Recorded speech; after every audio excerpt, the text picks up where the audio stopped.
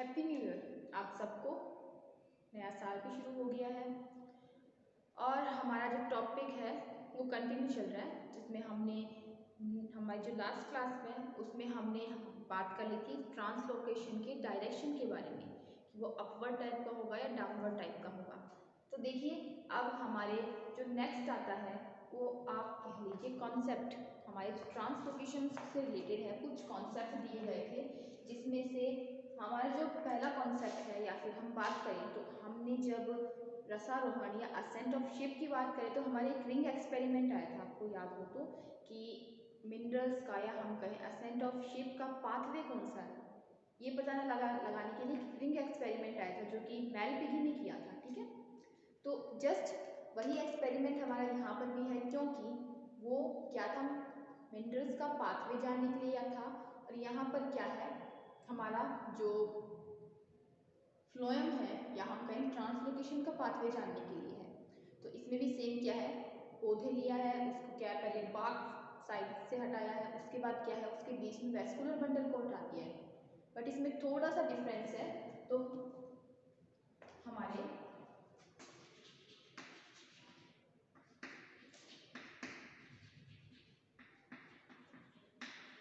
Concept of translocation, इसमें हमारा जो फर्स्ट कॉन्सेप्ट आता है वो होता है हमारा, या हम कॉन्सेप्ट कहें या एक्सपेरिमेंट करें,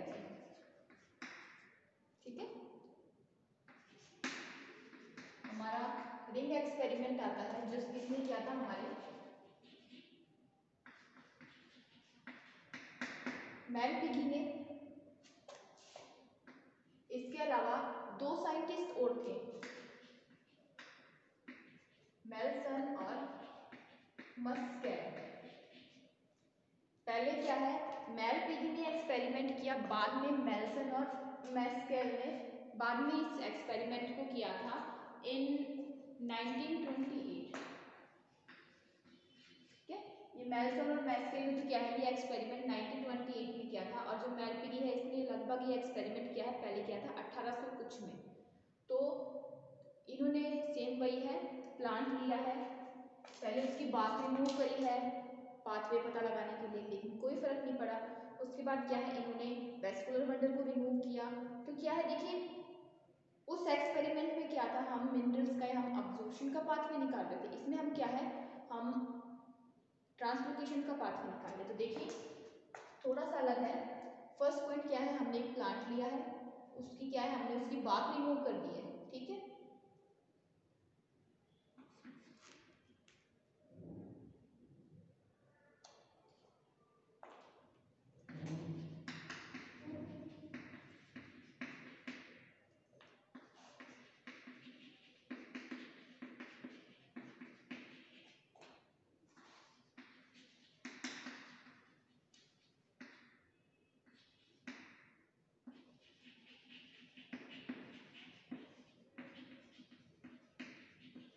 और क्या है उस प्लांट को हमने ऑब्जर्व किया, तो क्या है कोई फर्क नहीं पड़ेगा।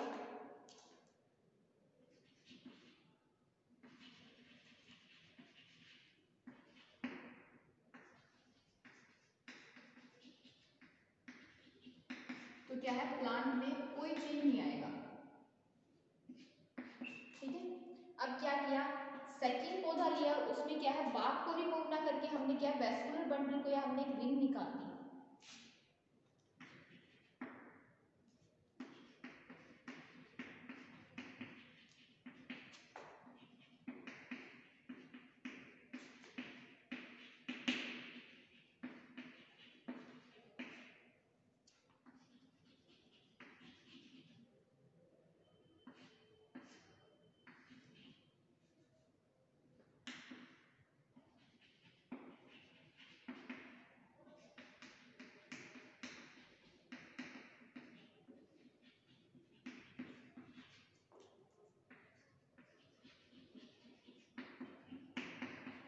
और क्या है हमने रिंग का फॉर्मेशन कर दिया।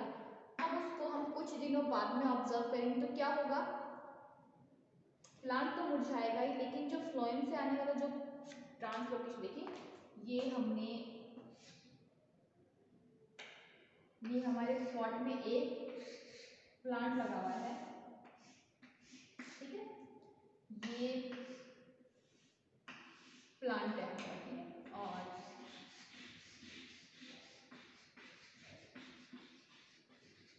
ये इसकी पत्तियां होगी। तो देखिए हमने पहले एक्सपेरिमेंट में बाग रिमूव करी, हम कहें पेरिफेरल पार्ट रिमूव किया। द सेकंड वन में हम क्या किया, ये बीज में से वेस्कुलर बंडल को रिमूव कर दिया, ठीक है।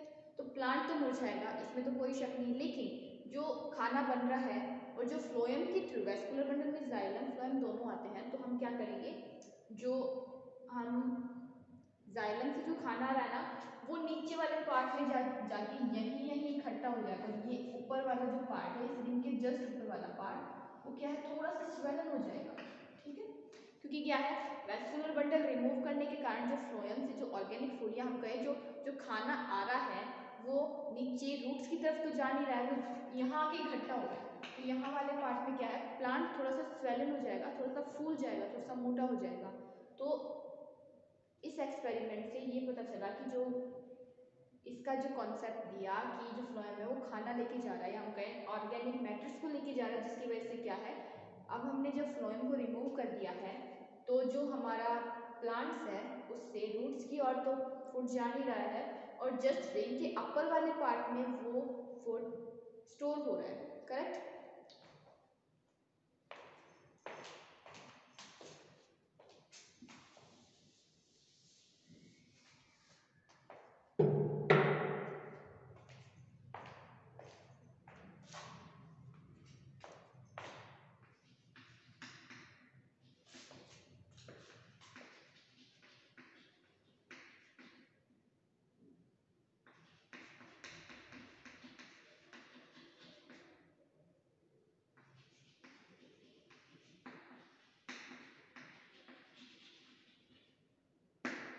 क्या हुआ, हमारा जो अपर पार्ट है वो क्या है, फूल के मोटा हो गया है, क्योंकि फ्लोएम को रिमूव कर दिया गया है। आप देखिए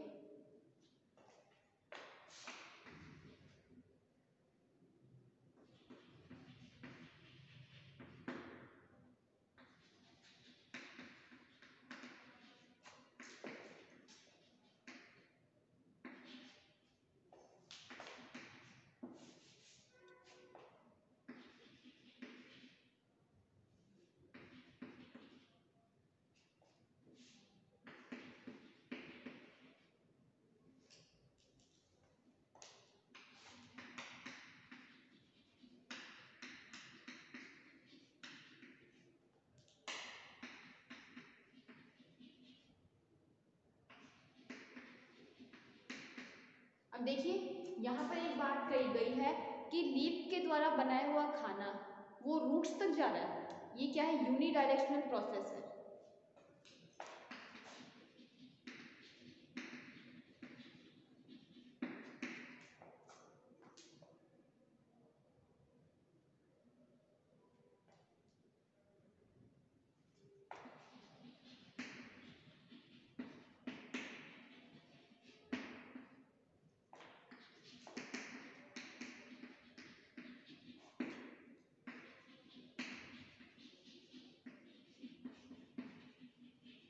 लेकिन क्या है, रिंग की वजह से, यानी हमने जो रिंग बनाई है, जो हमने वेस्कुलर बंडल निकाल दिया, उसकी वजह से जो हमारा जो खाना है वो क्या है, प्लांट पार्ट के मिडल में ही रुक जाता है। इसलिए प्लांट पार्ट वो स्वेलिंग हो जाता है, या हम कहें सूज कर मोटा हो जाता है, क्योंकि वहाँ पर जो हमारा फूड है वो इकट्ठा हो रहा है। ये तो है हमारा फर्स्ट एक्सपेरिमेंट, या हम कहें हमारा फर्स्ट कॉन्सेप्ट, जो कि ये कहता है कि ट्रांसलोकेशन होता है, या हम कहें अकॉर्डिंग टू दिस कॉन्सेप्ट जो ट्रांसलोकेशन होता है वो यूनिडायरेक्शनल होता है, लीफ टू रूट होता है। मतलब अगर रूट से लीफ से खाना बन रहा है तो वो सीधे रूट में जाएगा और कहीं नहीं जाएगा। तो फर्स्ट तो हमारा ये कह रहा है कि translocation is unidirectional, leaf to root. अब जो हमारा सेकंड जो हमारा एक्सपेरिमेंट है, या हम कहें कॉन्सेप्ट है, वो क्या है, हमारे C14 आइसोटॉप पे डिपेंडेंट है। तो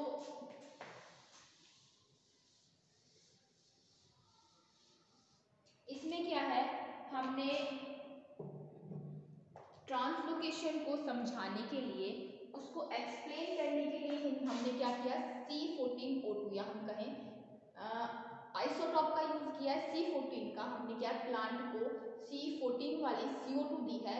और उसके बाद देखिए आप जानते हैं क्योंकि फोटोसिंथेसिस में CO2 को ही हमारे जो कार्बोहाइड्रेट होता है उसका फॉर्मूला हमारे C6 होता है।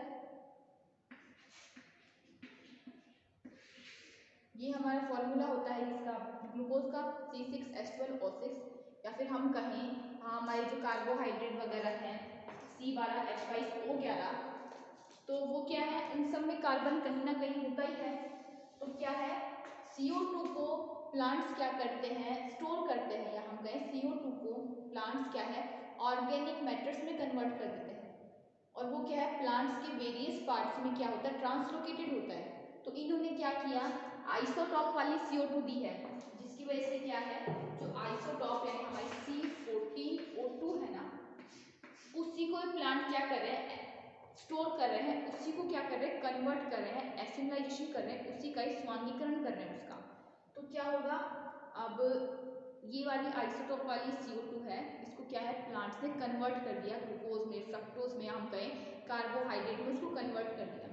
तो क्या है यही कार्बोहाइड्रेट या शुगर की हम बात करें तो वो क्या है हमारे C6H12O6 या हम कहें C12H22O11, या हमारे और भी बात करें फ्रक्टोज की बात करें, ग्लैक्टोज की बात करें, रेफिनोज की बात करें, इन सब में क्या है यहाँ ये जो कार्बन है ना वो क्या होगी C14 टाइप का होगा कार्बन, या हम कहें आइसोटॉप वाला कार्बन। इसी आइसोटॉप वाले कार्बन को क्या है फ्लोएम प्लांट के वेरियस पार्ट्स तक लेके जाना है। ठीक है, तो जो हमारे फूड स्टोर होगा वो भी यही वाला होगा।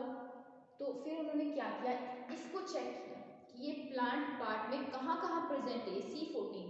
तो उसके बाद में उन्होंने अपने जो कॉन्सेप्ट दिया ट्रांसलोकेशन का।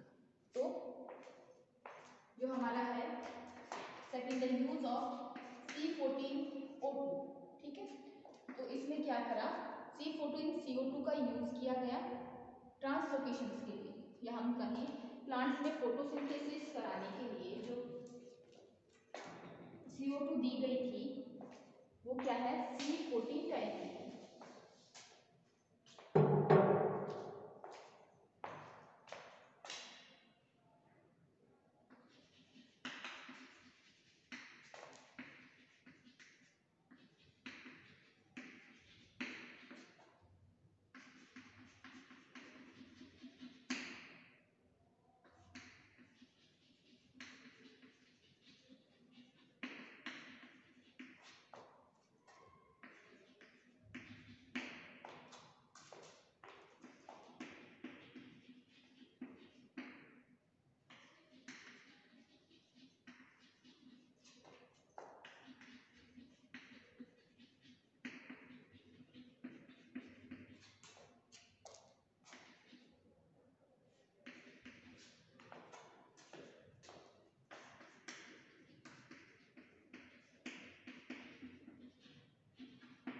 क्या है इन्होंने क्या C14CO2 का यूज किया है ट्रांसलोकेशन को एक्सप्लेन करने के लिए, क्योंकि CO2 को ही फोटोसिंथेसिस में वेरियस ऑर्गेनिक मैटर्स में कन्वर्ट किया जाता है एंड विच इज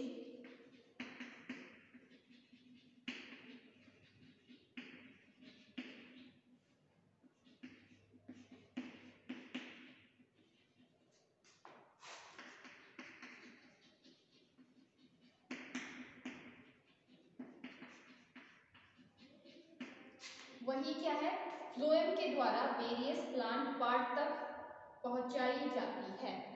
इतना सा सिंपल है कि हमने एक आइसोटॉप का यूज किया है हम, ठीक है, और उसी आइसोटॉप के हमारे ऑर्गेनिक मैटर्स बन रहे हैं और उन्हीं ऑर्गेनिक मैटर्स को क्या है फ्लोएम प्लांट के वेरियस पार्ट में ले जाकर छोड़ रहा है।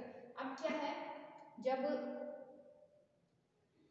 इस एक्सपेरिमेंट में ऑर्गेनिक मैटर्स बन गए हैं, अब हम क्या है इस C14 की प्रेजेंस को प्लांट के वेरियस पार्ट में चेक करेंगे।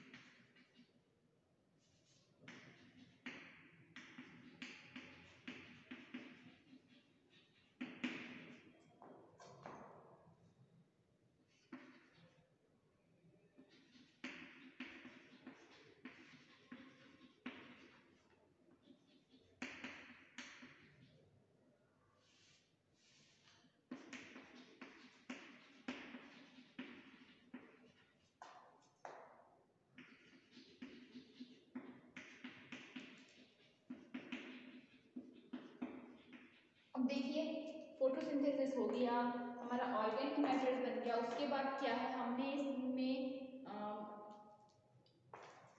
प्लांट पार्ट में चेक कर लिया। क्या है, वेरियस पार्ट में हमें क्या है C14 मिलेगा, तो उससे हमें क्या है ट्रांसलोकेशन का पाथवे मिल जाएगा और कहाँ कहाँ C14 प्रेजेंट है या स्टोर हुआ है उसका ही पता चल जाएगा।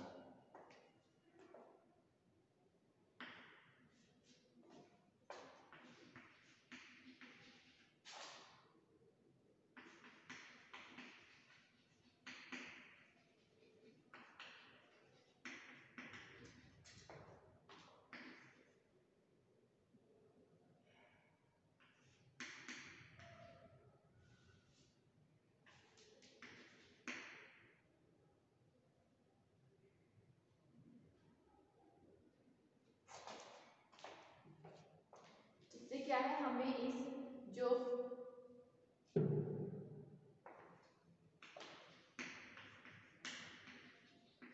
हमें इसका ट्रांसलोकेशन का पाथवे की जानकारी मिल जाएगी। और क्या है वो जो जहाँ पर ये स्टोर हो रहा है उनके बारे में पता चल जाएगा।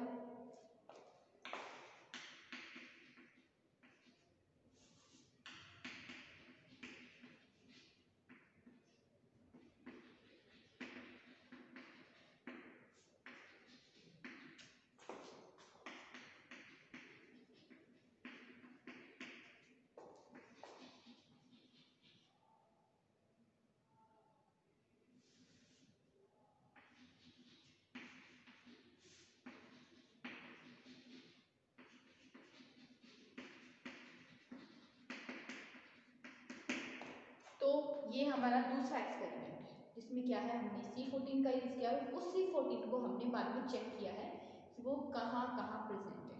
तो ये देखिए ट्रांसलोकेशन के लिए दो एक्सपेरिमेंट किए गए या हम कहें दो कॉन्सेप्ट आए थे।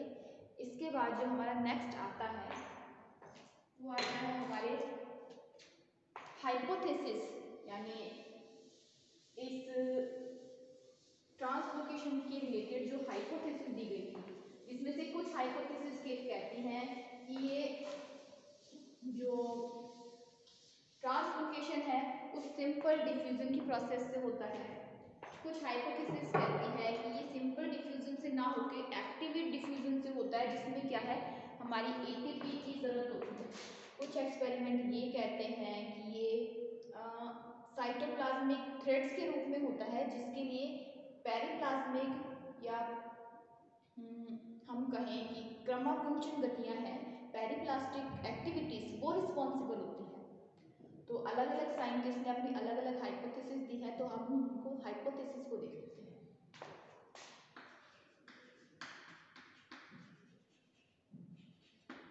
हाइपोथेसिस ऑफ ट्रांसलोकेशन, तो हमारी फर्स्ट हाइपोथेसिस आती है डिफ्यूजन।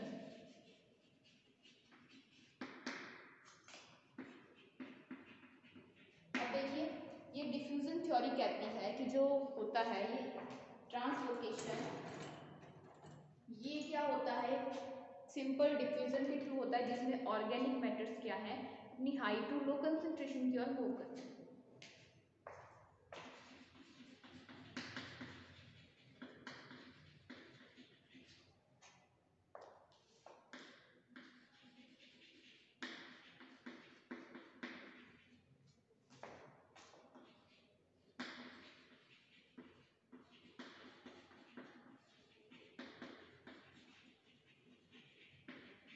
ये क्या है अकॉर्डिंग टू कंसंट्रेशन ग्रेडियंट होता है, जिसमें क्या है हमारा ऑर्गेनिक मैटर अपनी हाई टू लो कंसंट्रेशन की ओर डिफ्यूज होता है।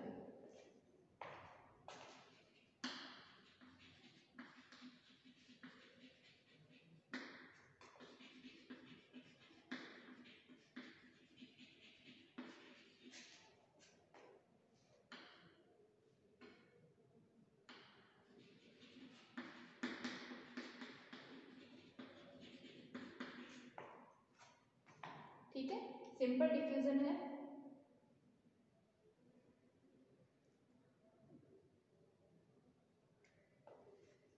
ट्रांसफर को हटा के हम डिफ्यूज वर्ड ले लेते हैं। अब देखिए इसमें क्या होगा, मीसोफिल से कहाँ कहाँ जाएगा, ये बंडल शीट।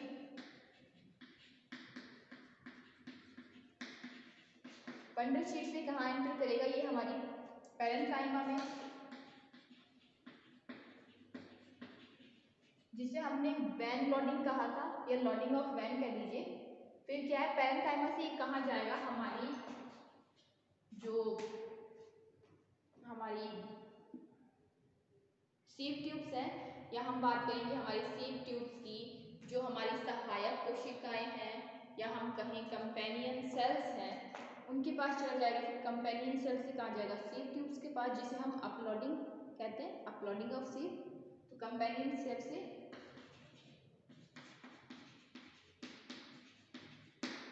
कंपेनियन से कहाँ आ गया, हमारी सीव ट्यूब के पास, और सीव ट्यूब से कहाँ जाएगा, सिंक के पास। फर्स्ट थ्योरी तो ये है। अब सेकंड थ्योरी ये कह रही है कि ये डिफ्यूजन थ्योरी में एनर्जी की जरूरत होती है।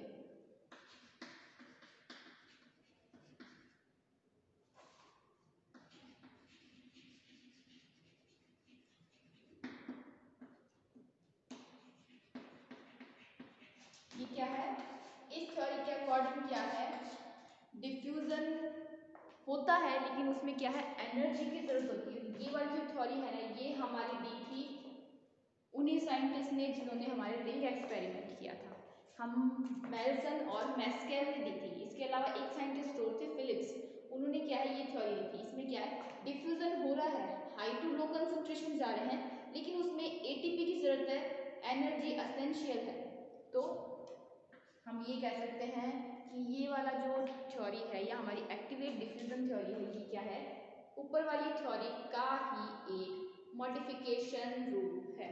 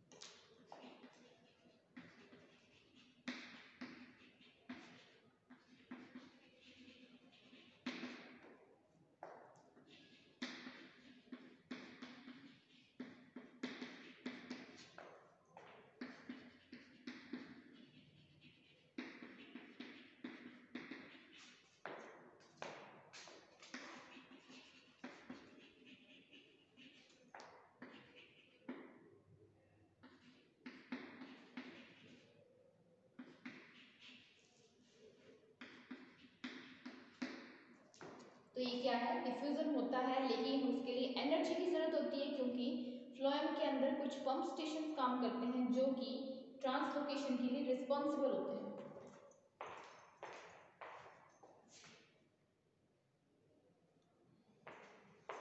अब देखिए, ये जो थ्योरी है ना, वो रिजेक्टेड टाइप की है, क्योंकि कोई पंप स्टेशन काम नहीं करता है। इसके बाद जो हमारी नेक्स्ट थ्योरी आती है, वो आती है हमारी इलेक्ट्रोऑस्मोटिक थ्योरी।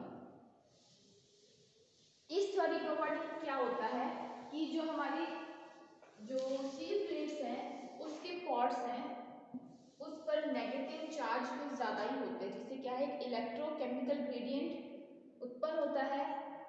और इस इलेक्ट्रोकेमिकल ग्रेडियंट की वजह से जो हमारे पॉजिटिव चार्ज है, वो आसानी से सील ट्यूब्स के पॉर्ट्स को क्रॉस कर सकते हैं, and in positive charge ions के साथ साथ हमारे जो शुगर वगैरह हैं, वो भी उनके साथ अटैच होकर साथ साथ में निकल पड़ते हैं।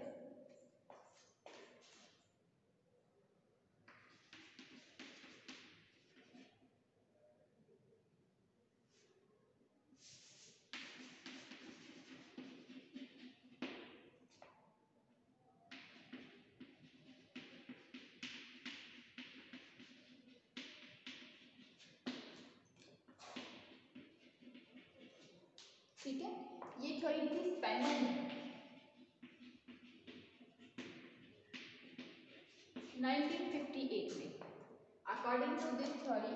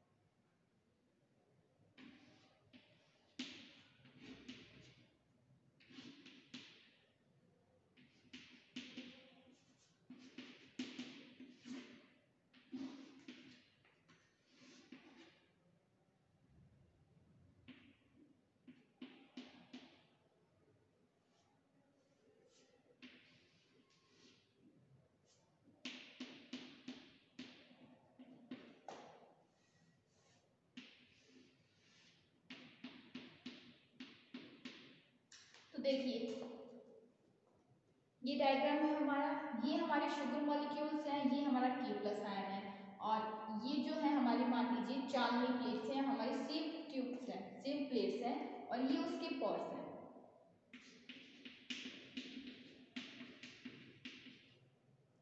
ये वाली क्या है, ये पॉर्स है, ये हमारी शुगर है।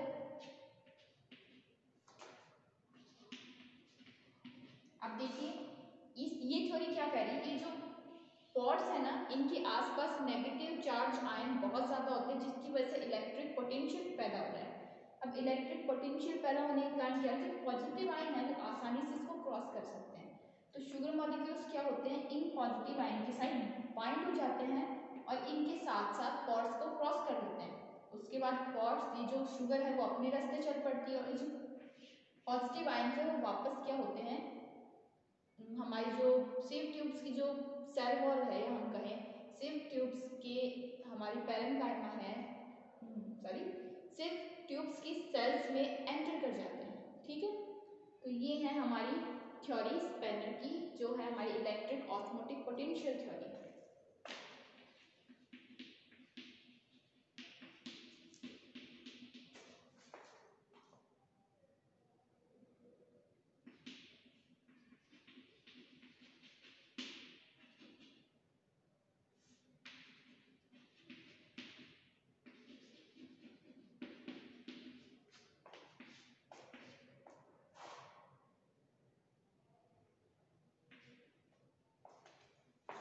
यहाँ हमारे एब्यूटेंट है, इसका मतलब क्या है, रिच क्वांटिटी, या हम कहें बहुत ज्यादा मात्रा।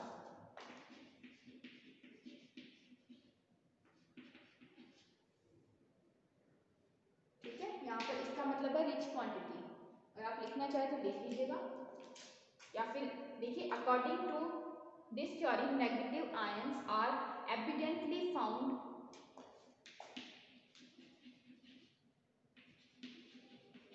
nearby same pores. ठीक है, या फिर हम कहें कि according to this theory negative ions are found in rich quantity nearby या सेव पॉर्स। ठीक है, तो यहाँ पर हमारे इसका मतलब है ज्यादा, या हम कहें बहुत ज्यादा। ठीक है,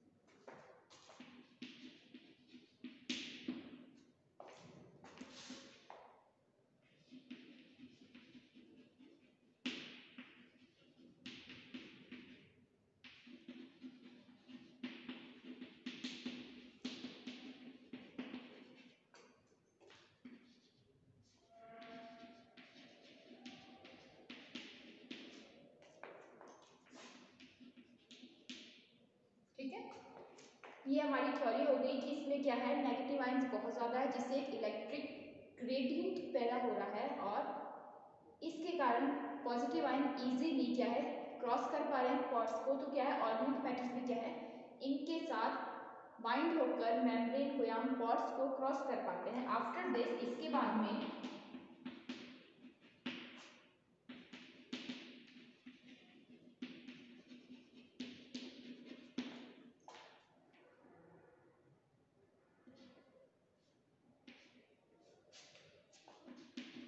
हमारे जो पॉजिटिव चार्ज आयन है वो हमारी पैरेन्काइमा में और हमारी जो इसकी ये सेल है इसके अंदर क्या है एंटर कर जाते हैं।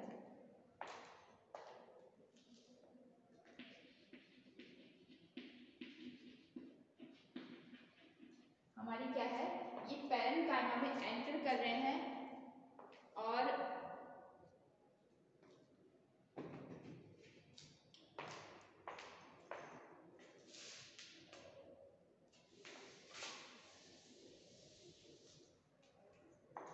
हमारे जो ऑर्गेनिक सॉल्वेंट्स है वो क्या है ट्रांसलोकेटेड हो रहे हैं।